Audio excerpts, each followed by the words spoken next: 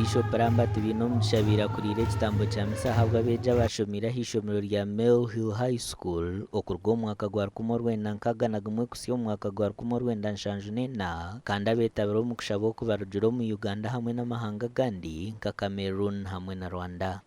Mill Hill High School has stood tall as a fortress of knowledge and a pillar of transformation for generations of young women.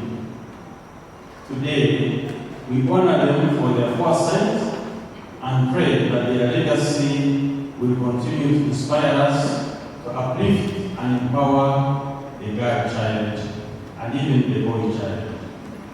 His Grace Lambert honasimira abantu abagizire ekiteekateeko eky'okutandikaho ishomero rya Mill Hill High School. As we celebrate today, let us also renew our commitment. And I say our because my predecessor is an old girl of this school. As Bishop Atenga he had his needs here at Mill Hill High School.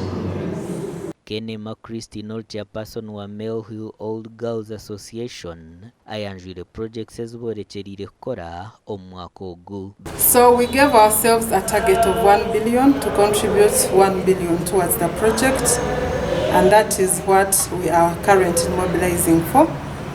Yes, and we have so far collected around 200 million. Ukombeka dormitory and a classroom.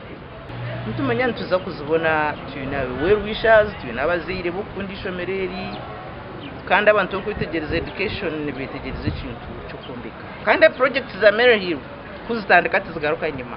Babashomiraho ishomerera abo tugambireho nabo bahawira beja bakiri mu mashomero obutasisira bwiro mbetara kubagasha basome and also obey the teacher because there are many things you learn in a school like this tibiri mu kitabo. But this whole idea of Kora has a clear pick your place, put it there. Whether there is a worker or not, the road cogite. Kora no rabachi pakirankecho, pick it, don't wait until Rojagar kaningo mkosi. Omugani makuru omuleberezi wa Ankole Right Reverend Associate Professor Fred Sheldon Mwesgwa yashaba abakazi okuba enyomyo z'amaka gaabo ahabwa entunguka. Bishop yabanabugana abakazi ba Proclaim Africa barikumanywa nka Women of Excellence abamazire sando omu kiterane ahari ntaraho muri mbarra abo kuba Bible negera Petero yo kubanza ishura ya 5 gwa mukaga ngo yecureza mukono gwa ruhango w'amani obuna kuburika arija kutungura hariho ubucorezi harimo gumisereza harimo kundana harimo kwatanisa amakani gaza kubage ino muntu wera wasigire yishe akasigaho nyina akasigaho bintu bye akankuratera akarifuna 10 ahakindi hamwe na no kugeza sibo. Orutera n'oru nurubaho buri mwaka kandi nurwetabamwe abakazi abari omu bushwere hamwe n'aba barikwetebekanisa kuza omu bushwere. Tuzomumani g'ekigambo kya Ruhanga abo kuba mani g'ekigambo kya Ruhanga ekyo nikikuhindura omuntu orukumanya Ruhanga orukoroberera karye nikikuhereza obucorezi kandi nikikuhereza obusinguzi abo kuba Kristo niwe muhanda n'amazima n'amagara.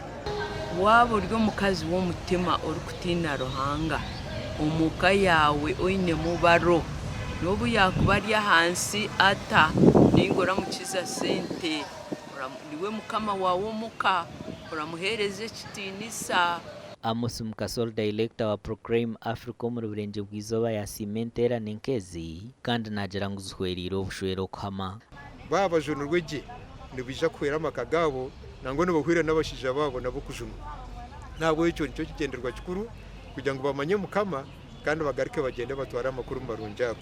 Abakazi bari kurenga 350 betabira mu kiterane ki okurwa muri Uganda, Kenya hamwe na Rwanda.